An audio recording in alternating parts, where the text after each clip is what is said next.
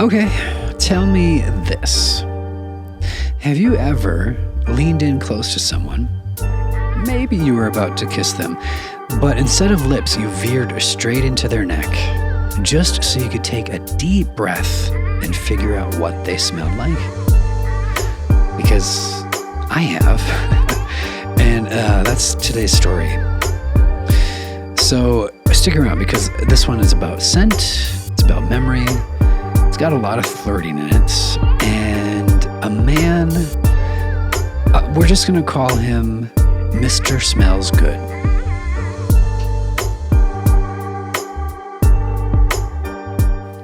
So picture this. It's a Friday night. I'm out with some friends, maybe feeling a little more like a reckless 20-something than the age I actually am. You know the vibe. Music, laughter, a little too much energy in the air. And that's when I see him. Mr. Smells Good.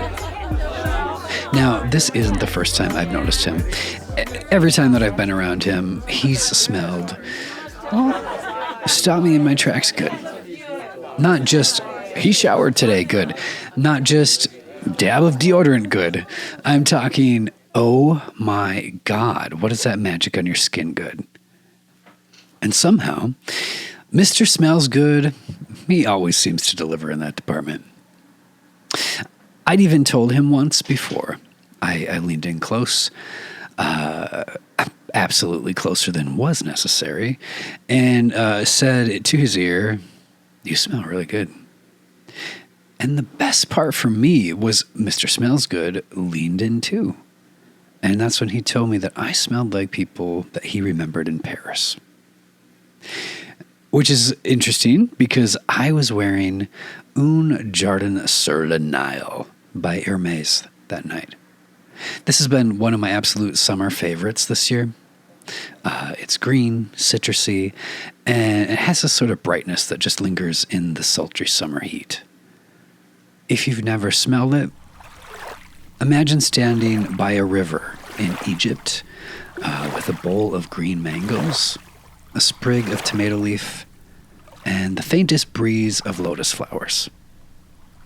That's my poetic rendition of this fragrance. That's the vibe. So when Mr. Smells Good caught that, I thought, okay, this guy has a nose. Because not just any guy would pick that out. So big points in my book. And I'll toss it to you, the listener. What's your Paris in a bottle sort of fragrance? The spritz that immediately transports you to somewhere you've been or somewhere you dream about? Think about it. So fast forward to this night. I bump into Mr. Smells Good again. And I don't know what it is about him, but he makes me go grrr in the best possible way. So, knowing that he always smells incredible, I leaned in. And yes, I sniffed his neck. Probably lingered there longer than socially acceptable, considering this was in a bar with other people around. Some of whom definitely stopped and looked. Go ahead and judge me. It's good. I actually think people didn't care all that much. So it hit me, though, the fragrance.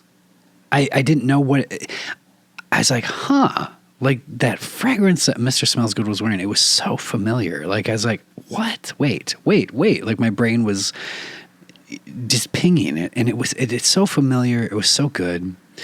So I stood there thinking about it. I know this. My brain was like, I know this one. Yeah, it was interesting. So at first I was thinking, was that Dior Fahrenheit? There's something there. There's something about the warmth. There's something familiar in that.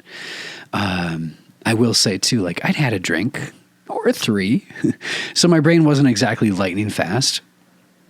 So I let that scent just kind of sit in my head and thinking, this will hopefully come to me. And it did. The visual that was happening in my brain while I was leaning into Mr. Smells Good, the letters, literally, of the alphabet started spelling themselves out like a Ouija board. T-E-R-R-E.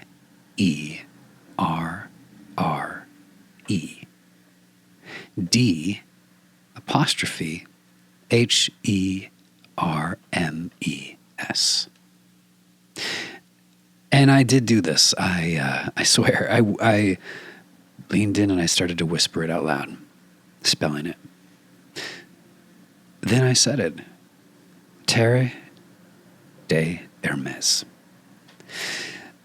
Mr. Smells Good looked at me like I had just guessed his ATM PIN number. He just said, he's like, oh my God, how? You recognize it? I bought this on a trip in Paris. But yeah, I definitely recognized it. That unmistakable mix. Orange, grapefruit, citrus, peppery, flinty, earthy vetiver, a little smoke, a little campfire.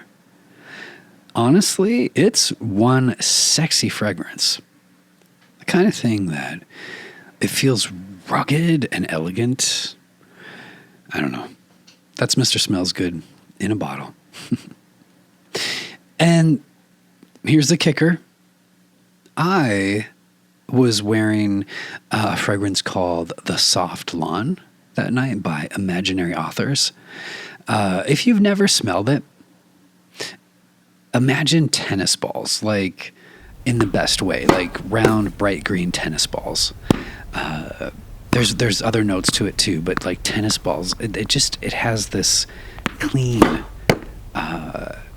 sporty. I don't know, not sporty in like how we generally think of sporty fragrances. This is like, imagine tennis balls, ivy leaves crawling up a wall, a little bit of grapefruit, maybe some cut grass. Think really green lime blossoms. And there's definitely like a strong undertone of like vetiver. Yeah, the fragrance, it's quirky. It's very green. It's a little bit playful.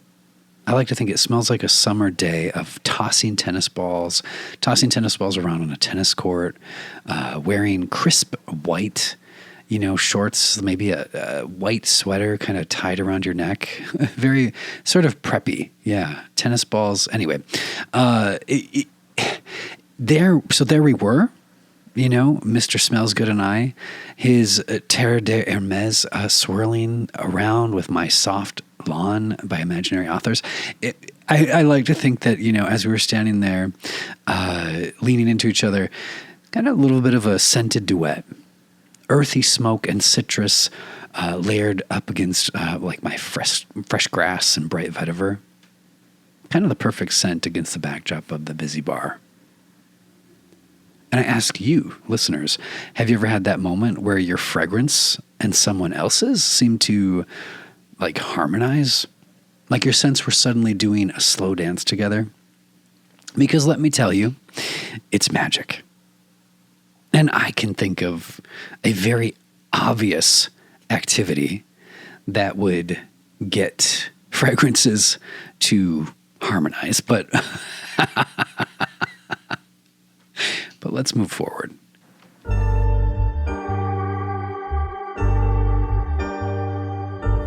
Perfume is the most intense form of memory. The Domenico Dolce of Dolce & Gabbana. As I'm recording this, I've got my full bottle of Hermes Un Jardin sur le Nile sitting right here beside my keyboard. I don't know, maybe a half hour ago, spritzed my wrist. Been catching these wafts of green citrus while I talk. I keep glancing over at the bottle. Hermes does such a gorgeous job. The bottle was designed by Fred Roller, and it's said to be inspired by old-fashioned horse-drawn carriage lanterns, which I actually absolutely can see from the cap and the soft glowing column of glass. The tint of the glass, it has like this faint like fishing line green. It's really delicate but present. The bottle, the shape, it's rounded at the corners, so like there's no harsh edges. I don't know. The bottle, like, it feels hefty. It feels good in your hand. It feels gentle, fluid. It's easy. The cap, there's like a rounded cap, and right now it's catching the light from my window, kind of like a bubble of glass hovering above it. I have to say too, like the lettering, Un Jardin sur le Nile. It's in this sort of like a garden leaf green color, and there's a little bit of a whisper, kind of a nod to what I would consider like some Egyptian typography. Down at the base is that crisp Hermès Paris trademark logo, kind of grounding it with the, I don't know, what would you call that? The heritage of Hermès and elegance. I don't know. The whole thing feels like part of like a fragrance story. It doesn't just hold the scent. It's like in duet with it. The fragrance itself, the juice, was created by Jean-Claude Elena for Hermès in 2005 after a trip that he took to Aswan, Egypt, where he actually wandered the Garden Islands and found himself very like enchanted by the smell of green mangoes that were growing there. They have sort of the whole fragrance. I mean, if you once you know that story of the green mangoes, there's like a bitterness to them that and that permeates this fragrance. It's a bitter green. It's not like this sweet citrus. It's a very bitter green, and it's I love it. Actually, the first time that I came across this scent, I remember I was reading author Chandler Burr's book, The Perfect Scent, which documents Elena's journey in creating the fragrance. He dives into another one too, but I'm not really gonna get into all that here. But I don't know. Yeah, ever since then, I really couldn't help but feel that story like every time that I spritz this fragrance. And then there's Terre de Hermès, which same house, same perfumer, Jean-Claude Elena. But the bottle is a whole different mood for that. If Un Jardin sur le Nile is riverbanks and like curved stone, Terre de Hermès is like architecture. The bottle was designed by Philippe Mouquet. I don't know how to say his last name. And like, it's one of the most classic, like, masculine designs in modern perfumery. Like, it's mimicked quite a bit, and I see it in many bottles. But this one specifically, it's tall, it's rectangular, almost square. The bottle though, this has like sharp, like deliberate corners. You run your hand over it, and there's like it's not soft. This is hard lines, edges, precision. The cap is also, it's like bold, it's black, it's squared off, it's like a stamp of authority. The only roundness that you'll find is hidden inside the glass on this one, where the fragrance itself, it curves gently with the bottom of the bottle. Everything else is angles, structure. If Un Jardin sur le Nile is riverbanks and curved stones, Terre de Hermès is architecture, like I said. Masculine, precise. I don't know. And there's just, I have to say, like, just like Mr. Smells Good himself, this fragrance, it really makes an impression. You don't forget it. And here's a part that I find fascinating. I don't actually know what it is about Mr. Smells Good that makes him so attractive to me. I mean, handsome? Check.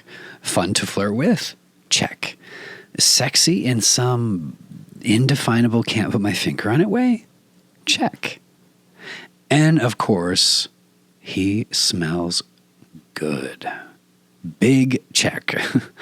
I don't know. It's interesting though, because I also know that for what I'm looking for in life long term, Mr. Smells Good isn't available. And weirdly, I'm okay with that. Because that leaves me free to just enjoy the flirt, enjoy the moment, and not have to make it into something more. I don't know. And sometimes that is enough. Over time, not even over time, like even more recently, like I haven't always been like, I'm just okay with this. Like I definitely, if someone's not really available long term, am I always looking for a relationship? It's an interesting thought. It's an interesting question. I think generally I've always been living the way where it's like, they have to be completely available for me. Like for this, we have to get married. We can't flirt and, all those sort of things. But yeah, it leaves me free to just enjoy the flirt, enjoy the moment. And sometimes, you know what? That's enough. And fragrance for me is really mimicking that, or it's really like that too. Like not every scent I come across is the one that I need to buy a full bottle of. Some of them, like Terre de Hermes, like I adore. I'll lean over at a store counter, spritz it on my wrist, breathe it in, revel in the imagery like it stirs up. I enjoy it fully in that moment. And then I walk away. I don't need to own it. Maybe that's the point. Maybe not every attraction that I have is meant to be permanent. Some of this seems so obvious. I don't know. I guess I'm saying it out loud though. Like some things are meant to be spritzed, savored, and released. You can admire them, be moved by them, and still let them drift away. Yeah. And I just have to say too, like on this whole topic, like there is this funny thing about scent. It doesn't always pull you closer. Like sometimes it pushes you away, like hard. There are people, actually there are people who are really into body odor, like natural musk, like skipping a shower and letting the pheromones fly. And hey, no shade. For some, that's sexy. Me? I'm generally in the clean scent camp, like perfume, cologne, fresh soap. Like I want to lean in and think, yes, not, oh no, emergency exit. Which isn't always the case. Like, oh my God, there's, like I said, there's some people like there's their pheromones and it's like, okay. I don't know. I guess I don't hate musk. Actually, I wear, especially like in perfume too. Like I actually wear Sarah Jessica Parker Lovely, and it has a sort of soft skin-like musk note. Like it smells a bit. Musk is the word I'm thinking of, but there's definitely something where it's like, yeah, there's something in there that it reminds me of when you've been working out or something. And it's like, yeah, there's something there. But it also has like sort of this clean, cozy approachableness to it. Like it kind of smells like musk, like with a shower. I don't know. Actually, oh my God, there was this time that I sampled perfumer Dawn Spencer Hurwitz's creation called Chinchilla. Oh my God, let me tell you, that fragrance, it's not just like, oh, that's sexy. This is like sex. Full stop. You cannot, you can't. You cannot smell it and not think sex. And while I respect the artistry, because seriously, if a perfumer can capture raw carnality in a bottle, that's a flex. That's a feat. It's not exactly what I want to radiate while I'm standing like, in line at Target buying milk, but, yeah. Scent can pull you in or it can send you sprinting the other way. And both reactions are fascinating to me. And here's a bigger thought. Why does scent have this power, like to pull us close, to like stir a memory, to even spark attraction, like, or slam on the brakes? It's, science will tell you that it's about memory, like the limbic system, pheromones. I don't know, but there's still magic in it. Like there's that moment. Like like I said, it feels like magic, and it makes me wonder. Like, what if Mr. Smells Good had been wearing Axe body spray instead of Hermes? Would I still have leaned in like that? What if I'd whispered too? Like, what if at the bar, like, what if I'd leaned in and whispered the wrong fragrance, like into his neck, like, Old Spice, and been just completely off. I don't know. Like that. I don't know. These are some of the questions that might keep me up at night, people. I don't know. It's fun. A perfume tells the world who you are without a single word. Perfumer Roja Dove. So, I got a question from a subscriber that I just love. It's the perfect follow-up to today's story, actually, with Mr. Smells Good. So, I was going to share it here. The question is, how do you approach gender in fragrance? Do you lean heavily towards scents marketed as masculine, feminine, or unisex, or is your wardrobe pretty mixed? Is it something that you think consciously about? Signed Fragment 87. Honestly, this is a really brilliant question because, as we've been talking about with Mr. Smells Good, his fragrance selection, Terre d'Hermès, that is typically considered masculine. And yes, it's incredible. And yes, it works for him. But here's the thing. If I walk past like a female presenting person that was rocking Terre d'Hermès, I would stop in my tracks. Like there's something so fun, I think, like so subversive about bending the quote unquote social norms of fragrance. And like the same goes like for me. Like I present as a somewhat typical cis gay man. And, I'm wearing Un Jardin sur le Nile, which is soft, a citrusy, a whisper of lotus flower. At least I think so, that with the lotus flower part. But you really could recognize these fragrances absolutely as leaning masculine and one leaning feminine. But I don't buy into that. Fragrance isn't for one gender. Like that's marketing. Here's these strict categories, and that's ridiculous. Oh my God. Like think about it. Men. Truly rugged, hardy, seasoned men used to wear violet. One of the most floral, delicate notes that you can imagine.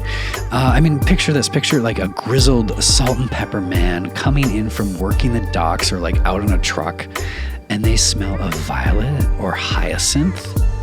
Riveting, right? Or picture this, like a woman walking in flowing lace, soft hair, and smelling of gasoline, fire, and incense wood. Oh my God. Also captivating. It's that mix. For me, it's that mix. It's the things that don't traditionally go together too. Like oh my God, I see that. Like, there's something like mixing those together in our current culture where we don't usually put those things together. That's kind of what I find thrilling about that within fragrance. And isn't that the joy of scent? Like to like surprise, delight, and like pull you in, regardless of gender labels. So like for me, I wear what moves me. I wear what I notice to smell good on me. What sparks like imagination. What hopefully, makes me and other people like want to lean in. Just like Mr. Smells Good, right?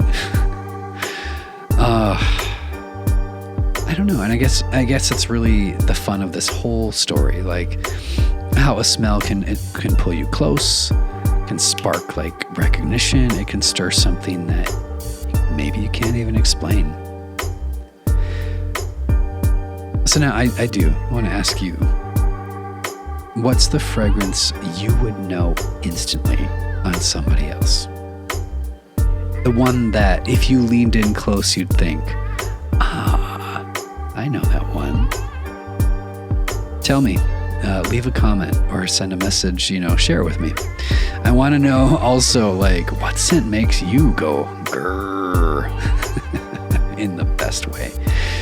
And hey, I just have to wrap this up and say too, Mr. Smells Good, if you're listening, well, you smelled good, as always. Smooches.